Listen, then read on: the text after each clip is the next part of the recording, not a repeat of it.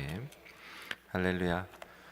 오늘도 말씀과 함께 하루를 시작하는 여러분에게 하나님의 은혜와 평강이 가득하시길 주님의 이름으로 축복합니다.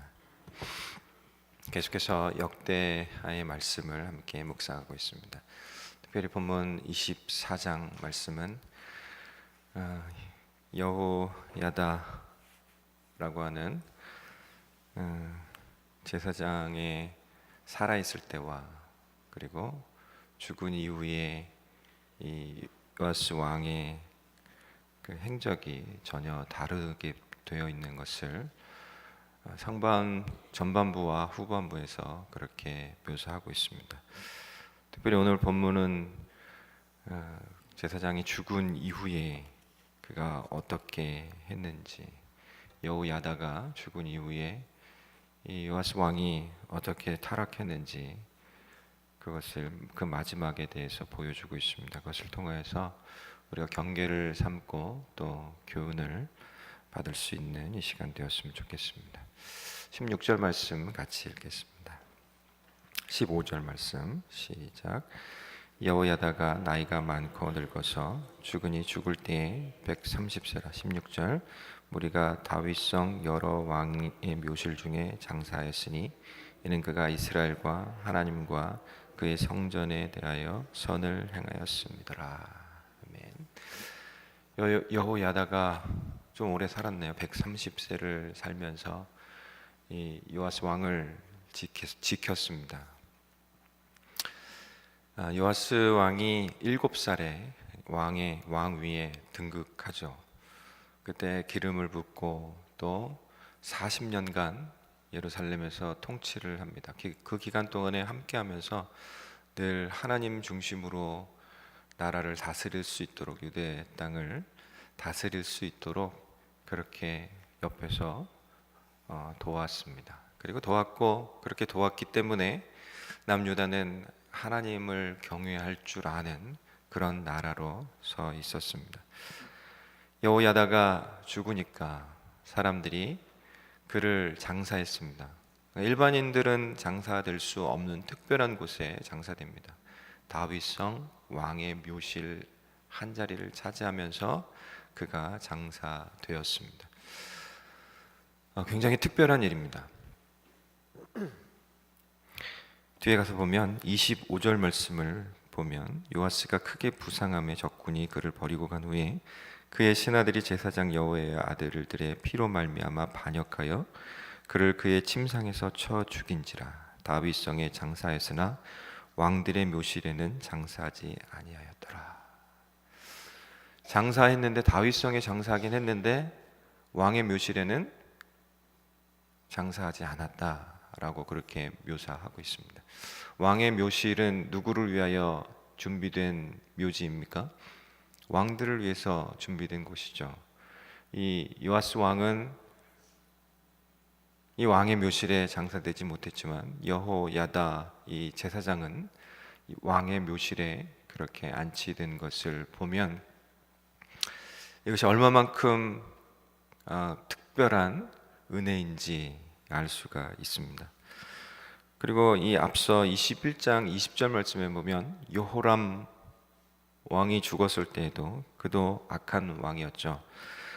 아끼는 자 없이 세상을 떠났으며 무리가 저를 다윗성에 장사하였으나 왕의 묘실에는 아니하였더라 라고 그렇게 묘사하고 있습니다.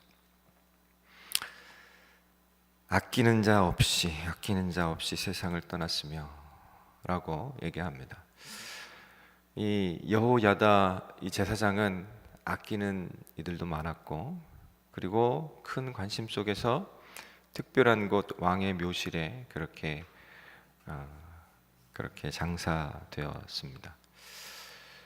우리가 이 땅을 살아가고 있는 중에, 특별히 살아있는 중에 좀 생각하면서 살아야 할 것은 나의 죽었을 때 묘비에 어떤 문구가 기록될까? 그리고 내가 죽었을 때 누가 와서 울어줄까? 그런 것들에 대해서 한 번씩 이렇게 살펴보는 것도 현재의 삶을 건강하게 살기 위해서 굉장히 유익하다라고 여겨집니다. 여러분 가슴에 손을 얹고 한번 개인적으로 생각해 보시기 바랍니다. 갑자기 큰 소리로 누가 올 겁니다라고 얘기하지 마시고요. 개인적으로 속으로 생각해 보시고, 그래서 하나님 앞에서 어떤 삶으로 살아가야 할지 그렇게 보았으면 좋겠습니다.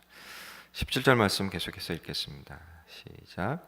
여호야다가 죽은 후에 유다 방백들이 와서 왕에게 절하매 왕이 그들의 말을 듣고 18절 그의 조상들의 하나님 여호와의 전을 버리고 아살의 목상과 우상을 섬겼으므로 그 죄로 말미암아 진노가 유다와 예루살렘에 임하니라.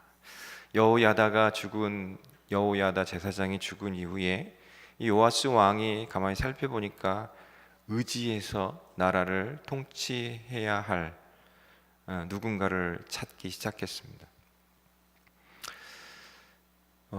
그때 찾은 것이 방백들과 지도자들, 그러니까 좀 나라 안에서 힘께나 쓰는 사람들을 찾았고 그들과 대화하고 논의하여서 나라를 어떻게 다스려야 할지 결정을 했습니다. 늘 제사장 여호야다는 하나님 중심으로 하나님이 통치하시는 나라가 되어줄 수 있도록 그렇게 뒤에서 코칭하고 또 기도하고 그렇게 권면해 왔지만, 여호야다의 죽음 이후에 요아스 왕은 여호야다의 그 길을 버리고 이 방백들과 나라의 지도자들을 택하여서 그들의 조언을 듣습니다. 그리고 통치하는 방법으로 무엇을 택했습니까? 18절 말씀 읽은 것처럼 우상을 섬기는 것.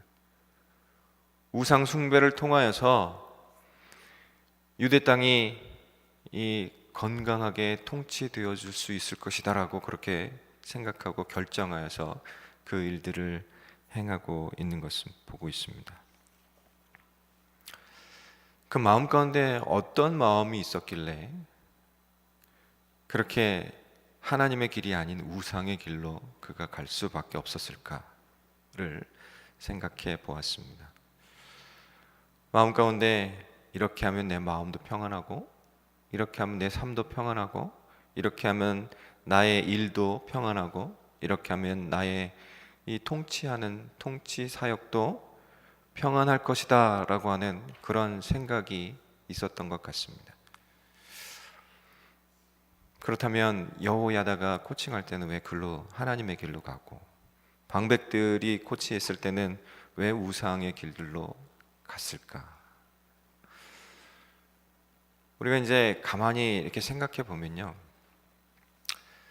나와 관계 맺고 있는 사람 중에 누구와 함께하면 내가 조금 더 편하게 이 삶을 살아갈 수 있을까를 생각하기 때문입니다. 우리가 어렸을 때 그 마당에다가 이렇게 오징어처럼 그림 그려놓고 이게 게임을 하잖아요. 그때 혼자 하는 게 아니라 편을 먹고 게임을 합니다. 무슨 술래잡기를 할 때도 그렇고 뭐 하여튼 여러 가지 게임을 할 때 짝을 정하잖아요. 그 짝을 정하는 가장 그 좋은 방법이 어떤 거였는지 생각나십니까? 대표 2명을 정해서요. 대표 2명이 가위바위보를 해갖고 모여 있는 애들 중에 이렇게 그래도 잘할 것 같은 애들을 먼저 골라가지고 자기 편으로 이렇게 만들어가지고 게임을 해서 이기려고 그렇게 합니다. 우리가 세상을 살아가면서 누군가와 관계를 맺고 뭔가 일을 추진해 갈 때 늘 생각하는 것이 저 사람과 함께하면 내가 좀 더 편하게, 내가 목적한 바들을 쉽게 이 손 안 대고 코 풀듯이 그렇게 일들을 해낼 수 있을 것이다라고 생각하여서 사람들과 관계를 맺는 그런 경우를 많이 봅니다. 그렇기 때문에 그가 하나님 중심의 사람인지 우상 숭배하는 사람인지 그런 것들은 별로 신경 쓰지 않습니다. 하나님의 길로 가는 사람인지 우상의 길로 가는 사람인지 별로 신경 쓰지 않습니다. 내게 유익을 줄 수 있는 사람이면 되는 거예요. 그게 내게 평안을 준다라고 생각, 내 마음을 평안하게 하고 내 삶을 평안하게 한다라고 그렇게 착각하는 거예요. 여호야다가 있었을 때에는 그의 말을 들으면 자기가 조금 더 오래 살고 또 오래 통치할 수 있을 것이다라고 생각했지만, 여호야다가 죽은 이후에는 실권자가 그가 제사장이 아니라 이 방백과 또 이 나라의 지도자들이다라고 하는 생각, 거기에 머무르니까 그가 우상의 길로 가더라도 전혀 상관하지 않고 그것을 택하고 있다라고 하는 겁니다. 여기서 한 가지 더 생각해 볼 것은, 우리가 특별히 영적인 삶들을 살아가는 중에 영적인 멘토를 구하는 방법, 늘 좋은 멘토가 옆에 있어야 되는데 어떻게 그것을 택할 것인가? 강 목사님께서는 이 자람의 법칙이라는 책 속에서 몇 가지를 얘기하고 있는 중에 합니다. 그 중에 자기의 제자를 만드는 사람이 아니라 예수 그리스도의 제자를 만드는 사람을 멘토로 택하라라고 그렇게 말씀하십니다. 그렇죠. 늘 우리가 살필 때, 늘 누군가와 관계를 맺을 때 이 사람이 하나님의 제자인지, 그리고 이 사람이 자기의 제자를 만들려고 하는지 예수 그리스도의 제자를 만들려고 하는지, 그런 것들에 대해서 잘 살피면서 관계를 맺음을 통해서 좀 더 건강한 그리스도인의 삶을 살아가는 저와 여러분 될 수 있기를 간절히 소망합니다. 19절 이하 말씀 계속해서 읽겠습니다. 시작. 그러나 여호와께서 그들에게 선지자를 보내사 다시 여호와에게로 돌아오게 하려 하심에 선지자들이 그들에게 경고하였으나 듣지 아니하니라. 하나님께서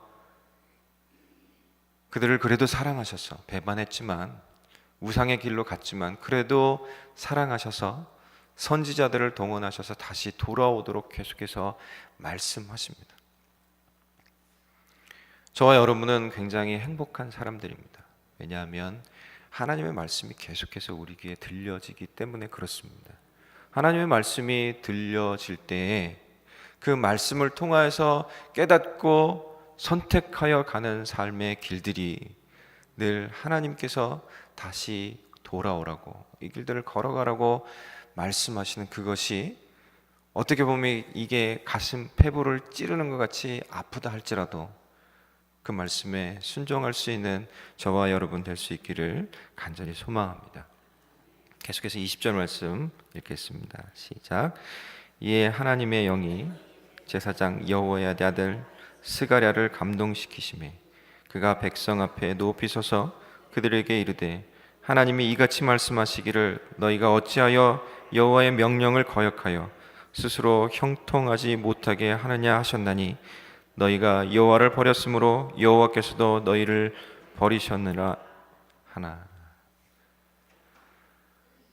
제사장 스가랴를 통하여서, 여호야다의 아들 제사장 스가랴를 통하여서 하나님께서 마지막 경고의 말씀을 하십니다. 조금 전에 말씀드린 것처럼 이 가슴이 아파요.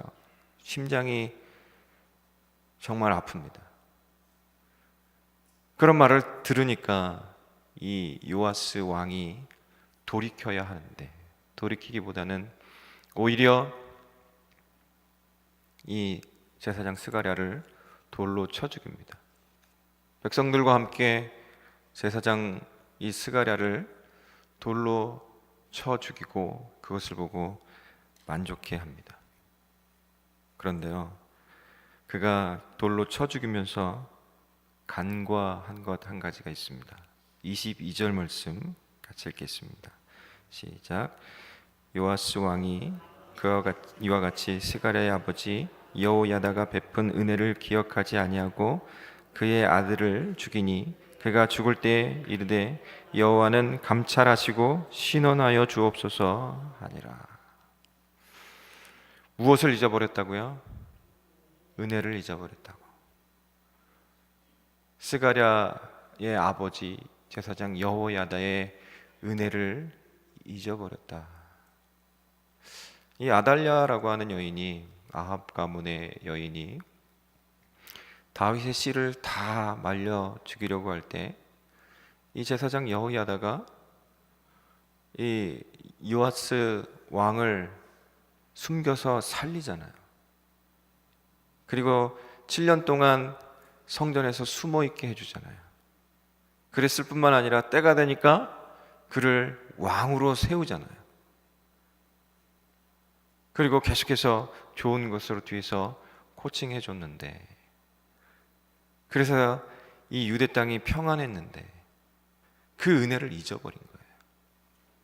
여러분, 하나님 앞에서 받은 은혜를 잊어버리지 말기를 소망하고 축복합니다. 우리가 하나님의 은혜를 잊어버리지 않고 영원히 기억하는 방법, 자주 말씀드리지만 그것은 감사하는 거죠. 하나님 앞에 감사하십시오. 하나님께서 사랑하는 사람들을 통하여서 우리들에게 주신 은총, 그것을 감사함을 통하여서 잊어버리지 말고 늘 기억했으면 좋겠습니다. 그가 이럴 수밖에 없었던 이유 중에 한 가지는 하나님의 임재에 대해서 생각지 못했기 때문에 그렇습니다. 우리가 하나님 앞에서 그리고 사람들과의 관계 속에서 받은 은혜를 기억하기 위해서 늘 또 인식해야 하는 것은 하나님의 임재, 하나님이 계시다, 하나님이 나와 함께 계시다, 하나님이 우리와 함께 계시다라고 하는 그 사실들을 늘 인식하는 겁니다. 이 A.W. 토저 목사님은 하나님을 향한 열정이라고 하는 책에서 이 임재, 하나님의 임재에 대해서 인식하는 것에 대해서 이렇게 얘기합니다. 교회들이 하나님의 임재에 대한 의식을 상실한 이유는 그것을 가능하게 하는 하나님 인식을 상실했기 때문이다. 주일에 교회에 가면 하나님과 그분의 임재를 느낄 때도 있지만 교회를 떠나면 더 이상 느끼지 못한다. 그분에 대한 의식을 교회에 두고 나오면 안 되지만 불행하게도 우리는 경외심과 경이감과 거룩한 두려움과 영적 기쁨을 잃어버렸다. 그분을 높이는 그분에 대한 고상하고 아름다운 인식이 우리에게서 사라졌다. 내면적인 것을 잃어버리고 외형적인 것만을 얻었다면 아무것도 얻지 못한 것이 아닐까? 영적으로 오히려 나쁜 상태에 있게 된 것은 아닐까? 우리가 그런 나쁜 상태에 있기에 하나님의 능력의 새로움이 나타남이 절박하게 요구된다고 나는 믿는다. 그렇죠. 우리 가운데 하나님의 임재를 늘 기억하는 것. 이 새벽에 찾아 나와서 예배당에 있는 동안에만 하나님의 임재를 기억하는 것이 아니라 이 예배 드리고 기도하고 나가서 일상의 삶을 사는 중에도 하나님의 임재를 기억하고 있으면, 하나님의 임재를 늘 인식하고 있으면 하나님께서 우리들에게 주신 그 은혜와 그리고 하나님이 사랑하는 사람들을 통해서 베풀어 주신 은총을 잊어버릴 일이 없다라고 하는 겁니다. 행여 우리 가운데 고통과 고난과 홀로 있는 것 같이 여겨지는 그런 외로움과 불안함이 있다 할지라도 그럼에도 불구하고 하나님의 임재를 기억하고 인식하는 그 순간을 통해서 다시 그 평안함이 회복되어지는 줄로 믿습니다. 이렇게 하나님께서 우리들에게 평안을 주시는데요. 더불어서 하나님은 오늘 본문 속에서 발견하는 하나님은 우리를 신원하여 주시는 분이시다라고 하는 겁니다. 22절 말씀 마지막 부분에 보면 22절 말씀 같이 읽겠습니다. 시작. 요아스 왕이 이와 같이 스갈의 아버지 여호야다가 베푼 은혜를 기억하지 아니하고 그의 아들을 죽이니 그가 죽을 때에 이르되 여호와는 감찰하시고 신원하여 주옵소서 하니라. 여호와를 향해서 기도하자. 감찰하시고 신원하여 주시옵소서라고 그렇게 얘기합니다. 여기서 신원하다라고 하는 말은 이 억울한 것을 듣고 풀어달라라고 하는 그런 말입니다. 여러분, 우리가 그리스도인으로서 삶을 살다 보면 애매하게 고난받고 억울한 일들이 간혹 발생하잖아요. 억울해 미치겠는데 그리스도인이라서 말도 못하고 그냥 넘어가야 되는 그런 일들도 있잖아요. 아닌가요? 그럴 때 하나님께서 신원해 주신다라고 약속하십니다. 이후에 보면 실제로 여호와스와 유대 백성들이 하나님의 심판을 받아서 큰 전쟁에서 큰 패배를 하게 되는 것을 보고 요아스 왕은 배반을 당해서 침상에서 죽고 왕의 묘실에 들어가지 못하고 하는 그런 일들이 벌어집니다. 하나님께서 신원하여 주신 것이죠. 성경 속에서 보면 하나님께서 신원하셨다라고 하는 그런 장면들이 구약 성경에도 나오고 또 신약 성경에도 나옵니다. 특별히 신약 성경에 보면 요한계시록 6장에 이 세 가지 재앙, 인재앙, 나팔재앙, 대접재앙 중에 첫 번째 인재앙, 인을 하나씩 뜰 때마다 첫 번째는 흰 말이 나오고, 두 번째는 붉은 말, 세 번째는 검은 말, 그리고 네 번째는 청록색 말이 나오고, 다섯 번째 인을 떼었을 때 성도들이 하나님을 향해서 기도하는 거예요. 그때 신원하여 주시옵소서, 신원하여 주시옵소서라고 기도하는 거예요. 그때 하시는 말씀이 때가 차기까지 좀 더 기다려라 라고 말씀하십니다. 여러분, 억울하고 또 힘든 것 있습니까? 그렇다고 하면 개인적으로 복수하기보다는 하나님께서 신원하여 주기를 기다리는 그런 능력이 있기를 간절히 소망합니다. 하나님께서 때가 될 때까지 기다리라고 말씀하시니 그 때를 기다릴 줄 아는 것도 지혜인 줄로 믿습니다. 4세기의 이집트 수사인 마키리우스는 이렇게 얘기합니다. 만일 너를 분노케 하는 누군가를 꾸짖고 싶어 한다면 너는 내 욕망에 영합하는 것이다. 상대를 구원한다면서 자기 자신을 잃어버리지 마라 라고 얘기합니다. 상대방을 위해서 내가 이것을 해야 돼, 꼭 얘기해야 돼 라고 하지만 그 중심 가운데는 분노나 복수의 마음이 있는 상태로 그런 얘기를 하는 것은 겉으로는 그 사람을 구원하기 위해서 내가 이 얘기를 해야 된다라고 생각하지만 실상은 자기 자신을, 자기 영혼을 잃어버리는 것과 같은 것이다 라고 얘기하고 있는 겁니다. 여러분, 너무 힘들어서 마음속에 분노 그리고 복수하고 싶은 그런 마음들이 계속 새록새록 생겨나고 있습니까? 그렇다라고 하면 그때마다 말씀 앞으로, 하나님 앞으로 나아와서 이 상황들을 통하여서 하나님 제게 말씀해 주고자 하는 것이 무엇입니까? 하나님, 이 상황들을 통하여서 내가 깨닫고 선택하여 가야 할 삶의 모습은 무엇입니까? 라고 그렇게 기도했으면 좋겠습니다.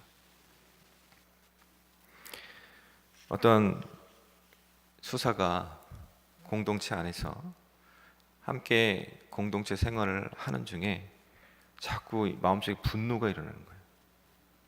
분노가 너무 심해져 가지고 그 공동체 때문이다 라고 생각해서 그 공동체를 떠나기로 했어요.